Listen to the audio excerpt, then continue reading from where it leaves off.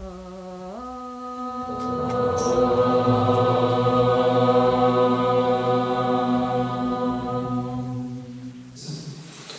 of the problems that comes along with the issue of Soma is weakness of both physical and psychological immunity. The more you rely upon the external stimulation, the weaker your psychological immunity, and the more buttons you have that can be pushed. But so too, the more we rely upon the processed foods and the artificial ways of living, the more we weaken the physical immunity and the ability to withstand disease. So what's happened is today we have a lot of depletion or lack of Soma in people, which also results in addiction or in reliance on external forms of stimulation, entertainment, or addiction to food, to sugar, to drugs, to alcohol. We have very little resistance to these forms of addiction because we do not have an inner Soma cultivated to counter the outer Soma. The basic rule is the mind will always become addicted to the highest or most powerful form of Soma or Samadhi that it is exposed to, and the one that it is exposed to first usually colors it the most. So the samskara of enjoyment, addiction, dependency hits us at a much earlier phase in life than the yogic samskaras. The yogic samskaras also they do not arise in an instant. They cannot be given to you from the outside. They need to be cultivated over a period of time. It's very important to observe ourselves and see that which we most often and regularly do, and that which forms our most basic habits and routine in life. That's why it's very important, the lifestyle, the life regimen that we follow, and that is why it's very important we bring the yoga and the Ayurveda into it.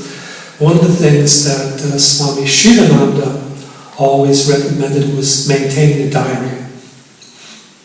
And this is something you can also do, not necessarily just the outer things, but what is your mind then most engaged in during the day?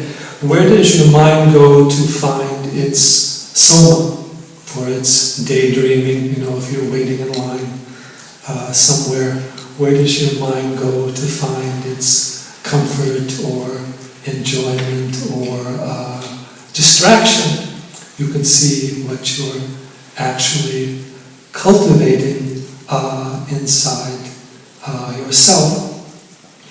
The key to the yogic somas, and also the key to any rejuvenation and revitalization, even at the physical level, is turning the prana within and the practice of the pratyahara, or turning the senses within, and also awakening the inner senses, the inner eye and the inner ear.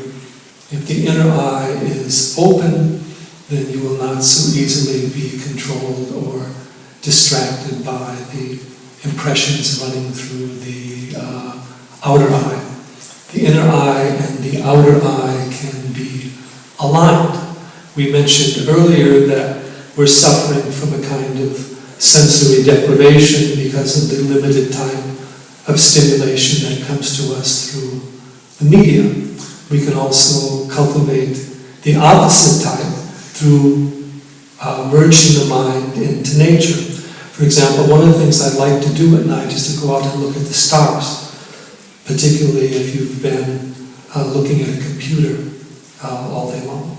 Because the range of vibrations, the range of colors is much more subtle.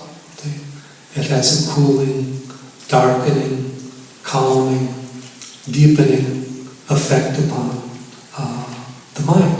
So what we see when we look at our lives, we do not know how to compensate for the media, the technological influences, even if we may be aware of or be against them in some way or be suspicious of their influences. There are many tools that we have to do that. That is also the importance of the rituals. Ritual also allows us to revise and make sacred the motor organs. Ritual is sacred action, and sacred action should accompany sacred thought. A point that we like to emphasize in the work that we do, Shamali and I, is creating sacred space and sacred time. Healing only occurs in sacred space and sacred time. Sadhana is only possible in sacred space and sacred time. And if we create sacred space and sacred time, then the Shakti develops and the Soma flows. But creating these things is not easy because our minds are used to defining space and time by social, intellectual, and ego-based constructs. Actually, all space and time is sacred space and sacred time. All experience is a flow of Soma. But only if we allow that inner flow to move will the true Soma come forth. So at our present stage in society, we are living in this highly artificial, social, urban, technological bubble. And its hold on us is getting stronger. And we're becoming less and less able to move outside of that. And a lot of this is simply what we can call attachment to the known and the familiar. The known and the familiar has a certain comfort, it has a certain enjoyment, it has a certain security to it, but it's not real. And this is a very important point to understand. We live in a universe that is unknown and unknowable by the mind. It can be known by identity or consciousness, but not through thought, information, or the mind. We are trapped in the memory, the known. We are trapped in our personal soma, our psychological imprints, our attachments, our addictions.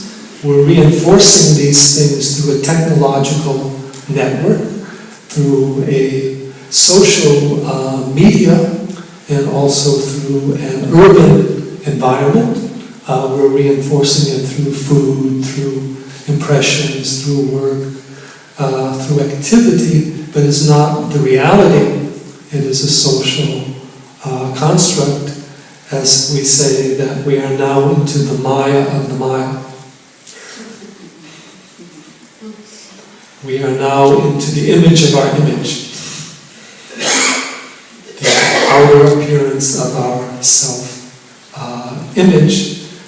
We are in this world of addictive somas, and we have lost touch with the inner somas.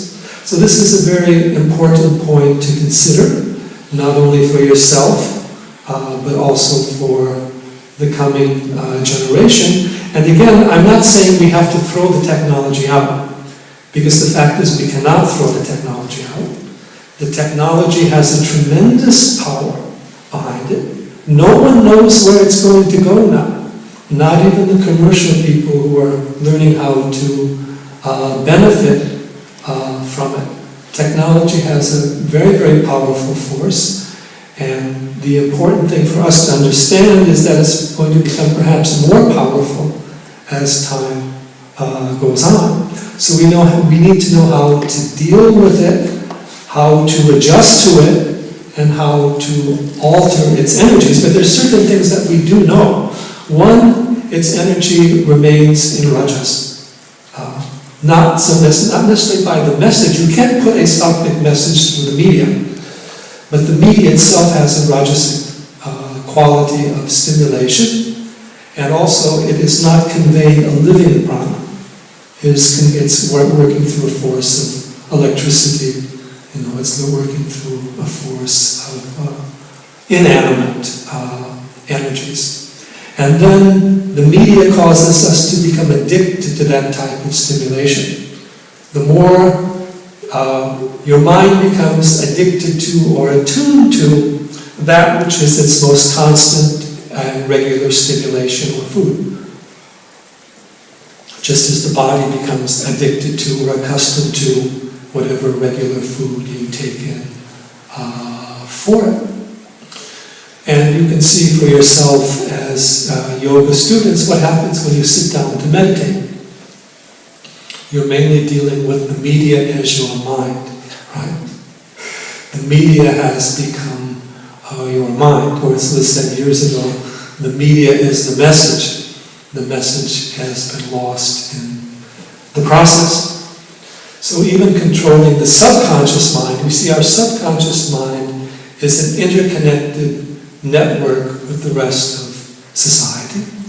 Mind is a socially conditioned and connected mechanism. Again, it is a reflection of association on various levels and various levels of nutrition. Now, that being said, we have tremendous resources in the Vedic sciences for mastering our karma and also for accessing the higher forms of the Soma. And cultivating that inner or lasting happiness. It's very interesting that we are all seeking lasting happiness, and we are all seeking essentially immortality, right? Nobody wants to die. And any happiness that is limited by time or death is not desirable. So we're all seeking this long-term happiness and well-being. And yet we are caught in the media form of that rather than in the internal process of it. And we are also trapped in our physical reality. One of the themes of the Soma and Yoga and Ayurveda book is rejuvenation and also immortality. And there are of course stories of yogis who can live virtually forever. The odds of you or I living virtually forever are virtually nothing. Because that is extremely difficult. It is possible to rejuvenate the body and to prolong the life. And that is also something that is possible through developing the tarpa kapha, developing the ojas, and we call in the Ayurveda the rasayana, or the rejuvenation therapies. There is a whole approach to that that's extremely important.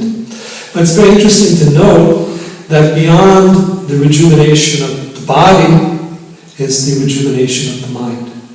And it's very interesting to see that we have today many people with old minds and young bodies. In fact, many people, the mind to the media becomes very rigid at a very young age. Just as the body, when it gets old, it gets rigid and inflexible. So too, when the mind is old, it's rigid and inflexible. It cannot understand new ideas. It can't understand a variety of points of view.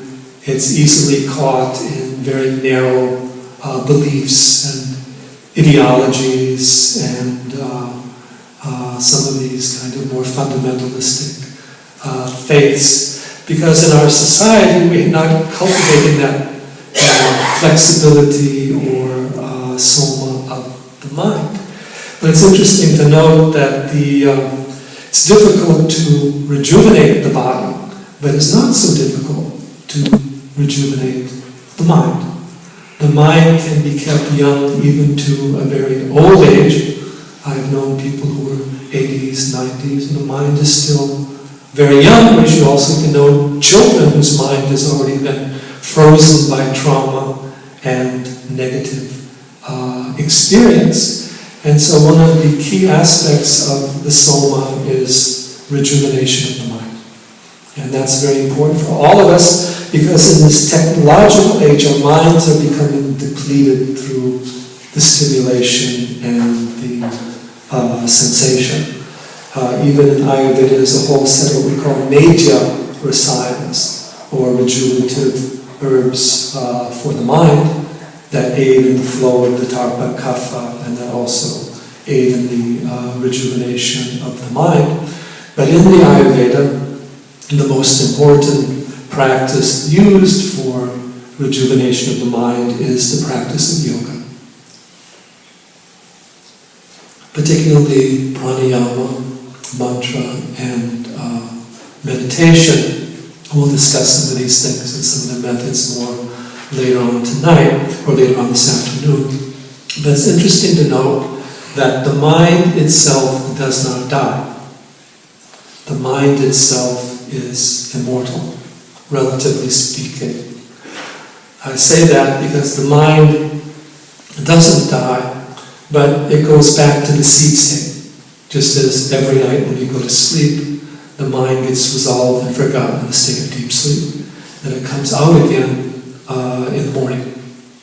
So too, when you physically die, the mind gets resolved back into its primary samskaras, and then these samskaras become the basis of another birth. But the mind itself doesn't actually die. The mind is the basis of the reincarnating soul, the jiva atman, the individual atman, and your samskaras, your rasa, your soma, your flow continues through another identity. But yoga teaches us something even more fundamental than that, is that we have a deeper consciousness beyond the mind. The mind is your mental instrument, like your computer. The body is your physical instrument, sort of like your automobile.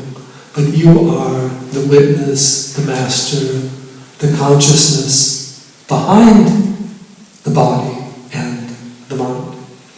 And that inner being, consciousness, witness, or perceiver, has inherent immortality, and ananda is naturally connected to, or the basis of, the entire flow of the Soma.